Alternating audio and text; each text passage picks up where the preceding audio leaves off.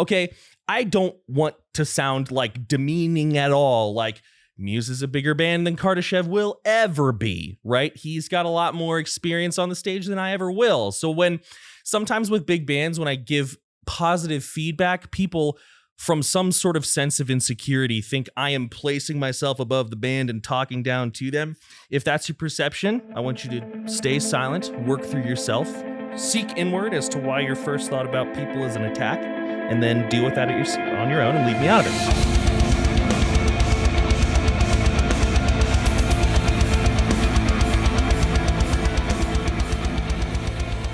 What's up, everybody? Mark with Cardivox Academy here, and today,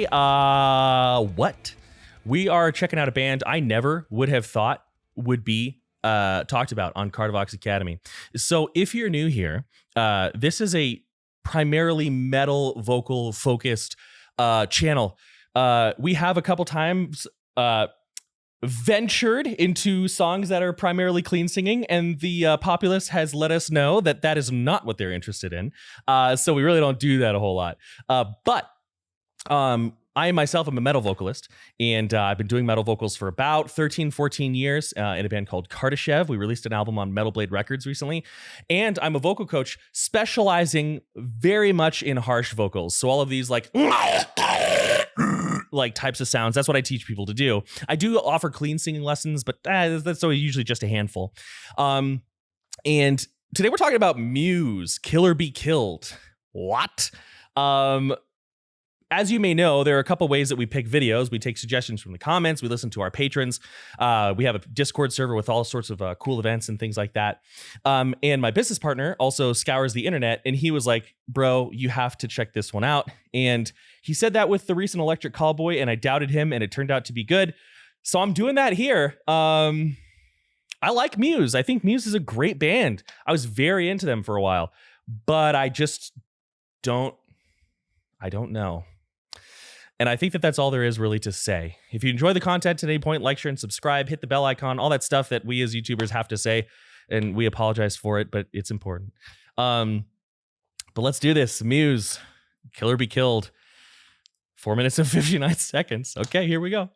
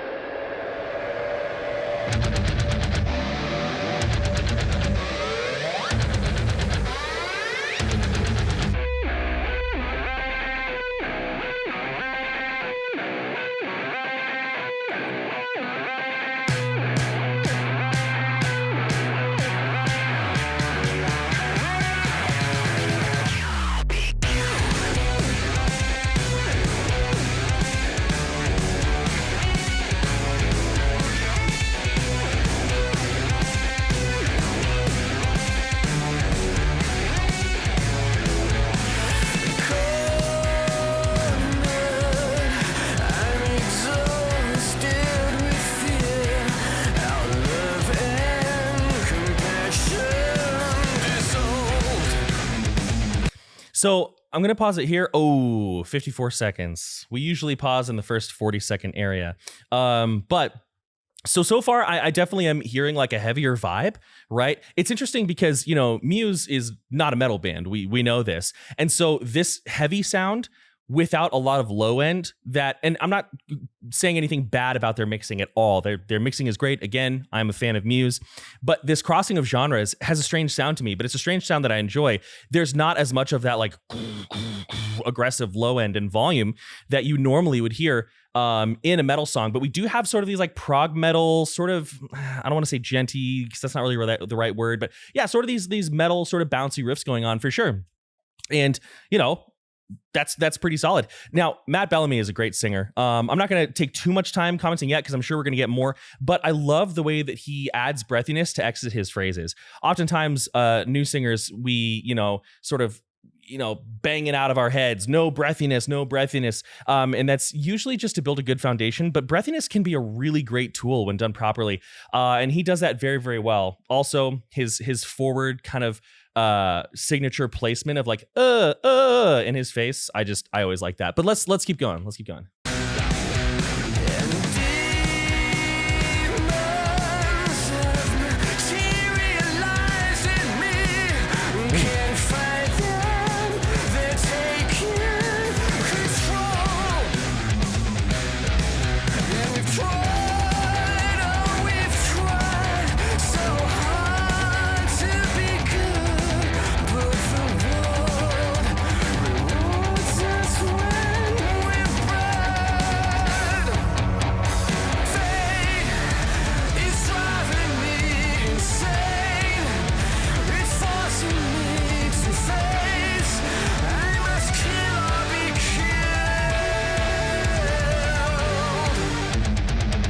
So this is a really great example of why I really enjoy him as a singer, and I think a lot of other people enjoy him as a singer as well. Is he is so dynamic without ever like, let me think about how to say this. He has an incredible amount of dynamics while never sounding like he's betraying his voice. And betraying his voice is maybe a little bit of a dramatic way to phrase it, but his voice never gets away from himself. That's maybe what I want to say. And we can hear this because he goes into like these very beautiful, very full voiced, very projected out of the mask connected sounds, which, if you want to practice that at home, now listen, I have been a metal vocalist, death metal, black metal, tech death, all of these things for roughly 14 years. So I'm going to do some singing techniques here. I ain't going to sound like him. It's not going to be the same because I've trained myself to deliver things differently.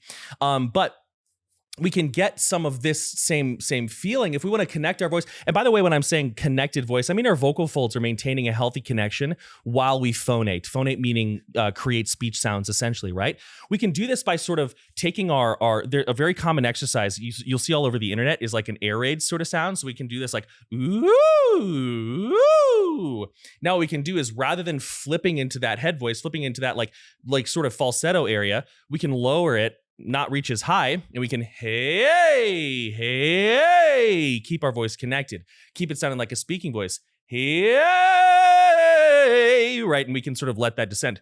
That's a great way to just start getting comfortable with projecting a full voice in such a way where you don't have to squeeze. Of course, holding your ribs out, squeezing your abdominal muscles, getting that Melissa Cross dump going on. If you know, you know, is a great way to do it. And again, that's I'm not going to do a lot of imitation of his singing voice because again, we're on different worlds of the vocal different worlds of the vocal world. Yeah, I'll leave it in the video.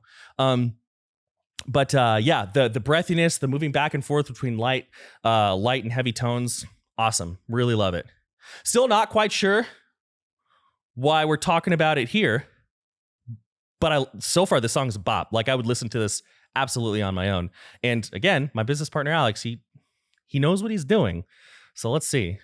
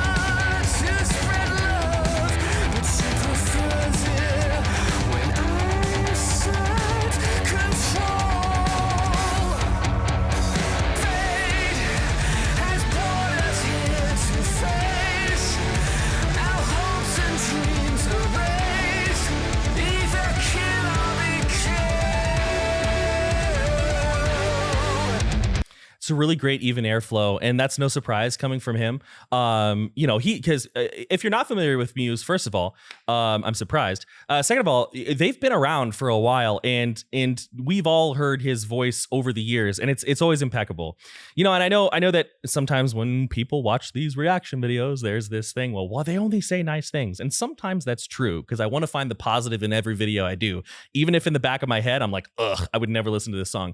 This song, I absolutely mean it, is really good, and it's making me kind of think like I haven't listened to Muse in a couple of years. I really should listen to Muse again. But the expectation of even airflow from him is certainly being met here. And one of the reasons why we oftentimes as singers will not have an even airflow, and this really affects us when we're doing stuff like, when we're doing like more metal sounds. One of the reasons that we might have issues with even airflow is because we're singing using our neck muscles, right? We're using a lot more than just the vocal cord muscles that we want to engage lightly. When that happens, what we'll get the twitchiness that kind of comes with muscle activation, right? Like I can't actually, okay, chill out, hand. I can't actually hold my hand perfectly still, right? It's not really possible. And this is a bit of an oversimplification, but for our purposes, if I'm singing here and I'm not taking a healthy breath in and I'm supporting all of my voice with like clavicular breathing, right? That's going to be a very shaky airflow. If instead I take a breath down low. I've been getting more active on the TikToks. So I put a really good a TikTok video. I don't know. Yeah. I'm aging out of the internet. Screw all you. But opening up the ribs, opening up the abdominal muscles, creating a little bit of air pressure in the lungs, right? And that happens a couple ways. Breathing is a whole separate video, but when we pull our diaphragm down, it pulls the lungs open. The diaphragm contracts, pulling the lungs open. We can expand our ribs, giving us more room in the chest cavity. We can also let our stomach muscles expand as well, as the diaphragm sort of pushes down on all the guts, right? And then when we add pressure from below, or we draw on the ribs slightly, which I have opinions on that, but that's a later time. We can add, basically we're supporting that airflow from down low. And when that happens, we're creating air pressure.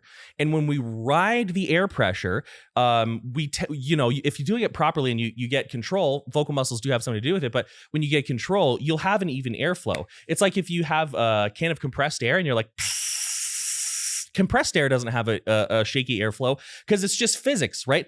Dense gas wants to get to less dense gas. So when we take a breath in, nice and low, right, expanding, I don't want to adjust my whole desk. I should, though. That's the right thing to do. All right, let's just bring this down. All right, that's as far as we'll put it. But you can see how I'm kind of in a neutral space here. Now I'm a little bit of a big boy, so you're gonna always see this expansion in the abdominals, and that's just me being fat. But if I open up the ribs here, if I breathe in nice and low,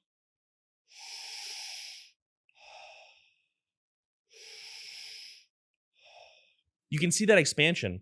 Now, when that is done, and when I squeeze from below gently, creating light pressure of air in my lungs, and like on a scale of 1 to 10, we need like a 2. We don't need to be putting a lot of pressure on our vocal folds.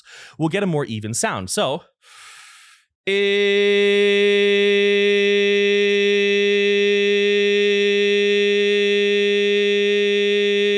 we can hold that for a pretty long time. So I probably talked about that way longer than I needed to. But yeah, pretty good. Oh, here it is. YouTube betraying where the moment happens. This is probably what I'm supposed to be doing. All right, let's go back a little bit then. No, let's just stay here. That's one thing I don't like about like the most played section is sometimes as a reactor, I'll like go over this and then I can see where something's coming up. And it kind of like it kills the mystique a little bit, but here we go.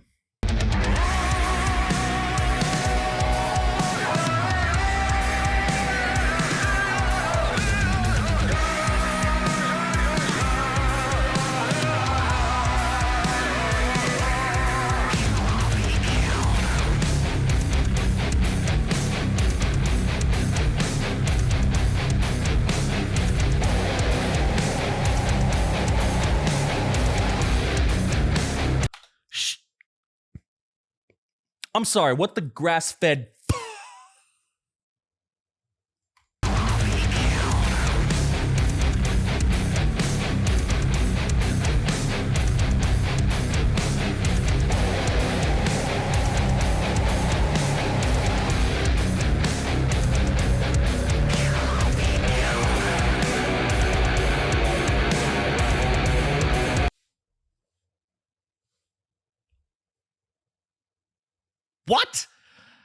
What?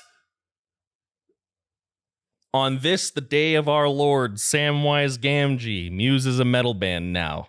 I mean, that's nuts. Okay, wow.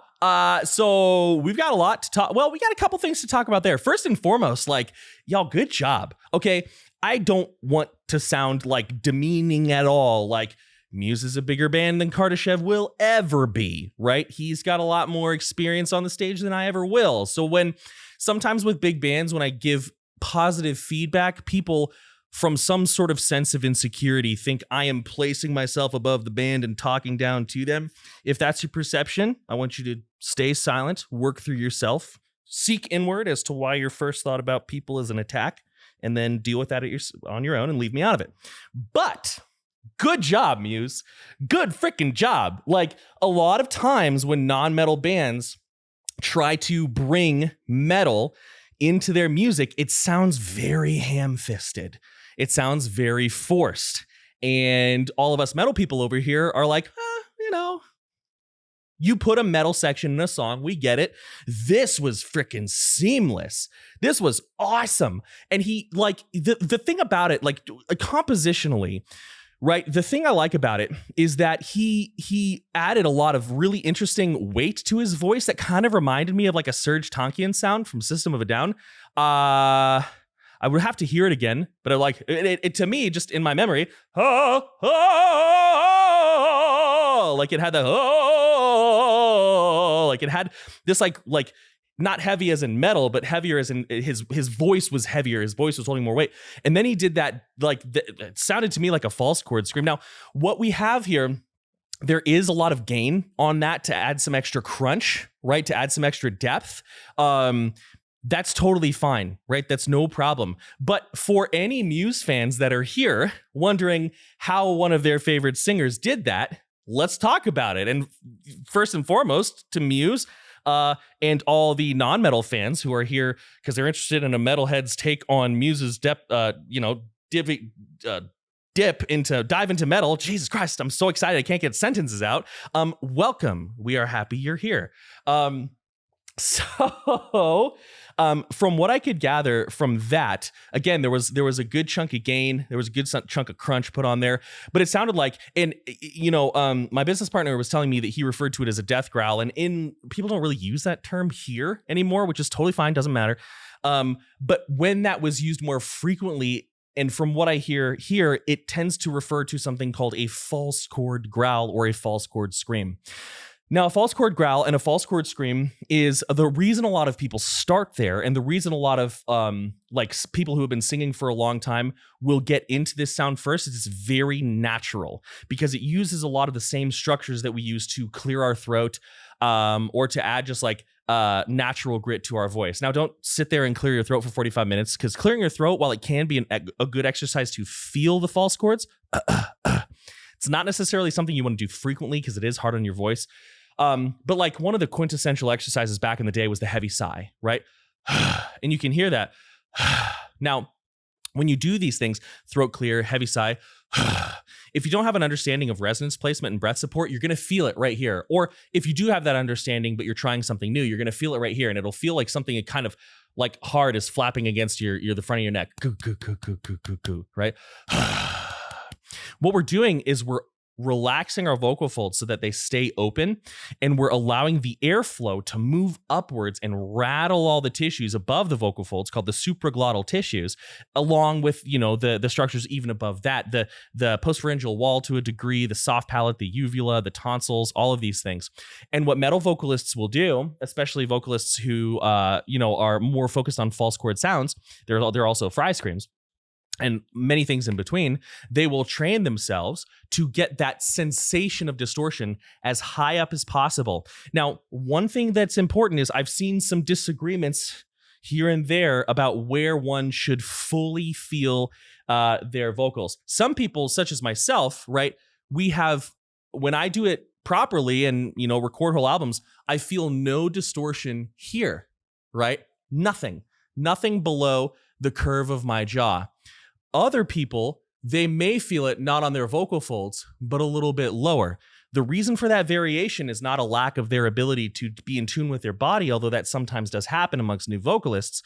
The reason is because all of our heads and necks are slightly different shapes, and we know that different shaped acoustic instruments vibrate differently, and our body is a big resonator hole. We are big resonators, right? So there will be some variation, but you never want to feel the distortion on the vocal folds. And you can tell when that happens because it feels very uncomfortable. But if I take that heavy sigh, which is placed in like a really bad like chest voice, and instead I think of my resonance being forward, hey, hey, hey, hey, hey, whoa.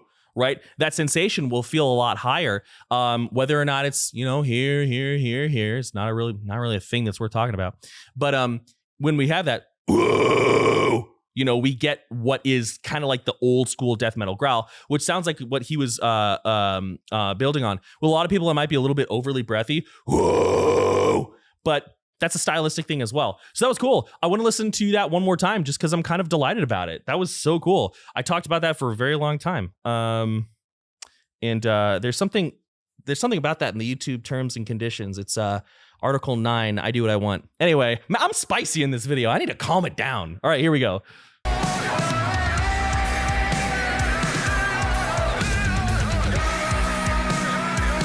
Serge Tankian, System of a Down.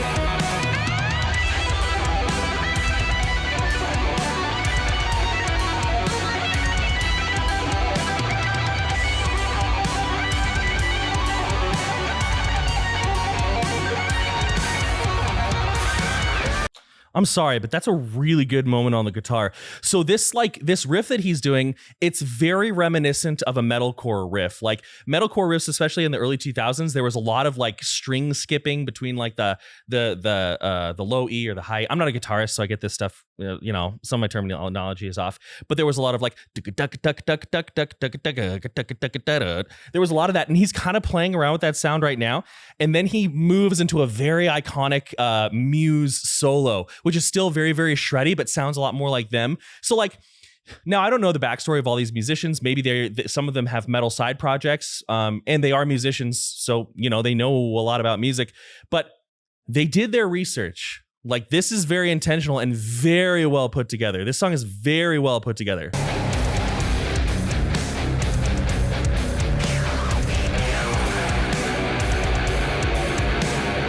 Yeah.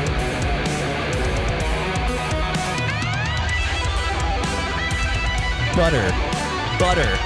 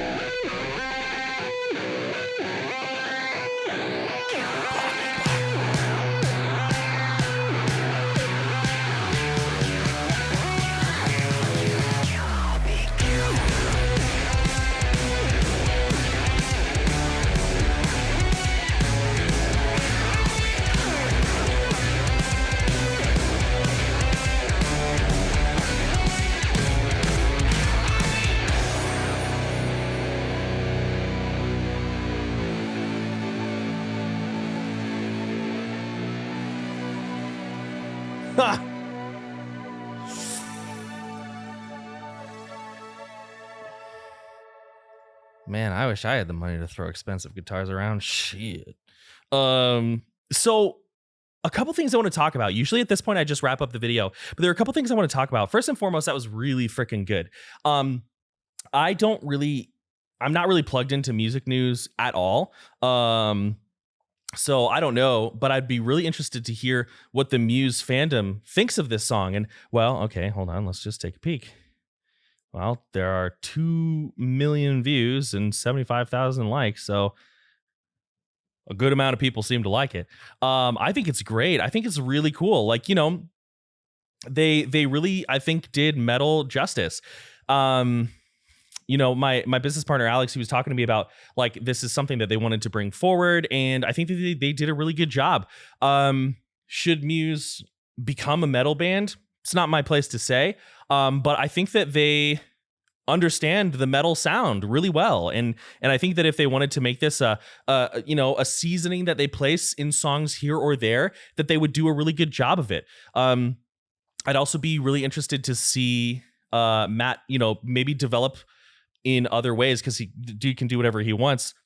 He's got such command over his head voice that I feel like Fry screams would come very easily for him. And, like, you know, it'd be really interesting to see Matt with high-pitched fry screams kind of doing what Devin Townsend does, but with his voice in Muse. Like, tell me that doesn't tickle your fancy a little bit. I'm going to be real. I've been listening to music and a fan of music for a very long time. It's hard to surprise me. I know that it kind of comes across some type of way, but it's just, I've heard a lot. That song legitimately threw me for a frickin' loop. And it's interesting as well because we have more and more metal influences creeping into pop. I'm reminded of a conversation I listened to. I believe it was between FD Signifier and Anthony Fantano. I don't know when it happened. I just saw it on YouTube. And they were talking about how at one point metal was like a dominating force. And then it sort of like became less popular as like hip hop and rap really sort of like rising to fame. Which we got a lot of music, great music out of that era. And we've got a lot of hip hop fans and rap fans and R&B fans in our Discord community as well. But it seems like metal is slowly creeping its way back in. We had like Billie Eilish and a couple others basically straight up doing metal logos on their merch, which made a bunch of metal fans angry, which I thought was hilarious. Who cares? And we have Matt in Muse bringing in a false chord growl, like kind of freaking wild. So yeah, I mean, there's a lot of there's a lot of new stuff rolling around that I'm pretty excited about. But anyways, I think that's enough. We're almost before editing, we're at almost 30 minutes, so I think we should chop it there. But yeah, Muse, Kill or Be Killed, great song. Many thanks, much love, I'm out.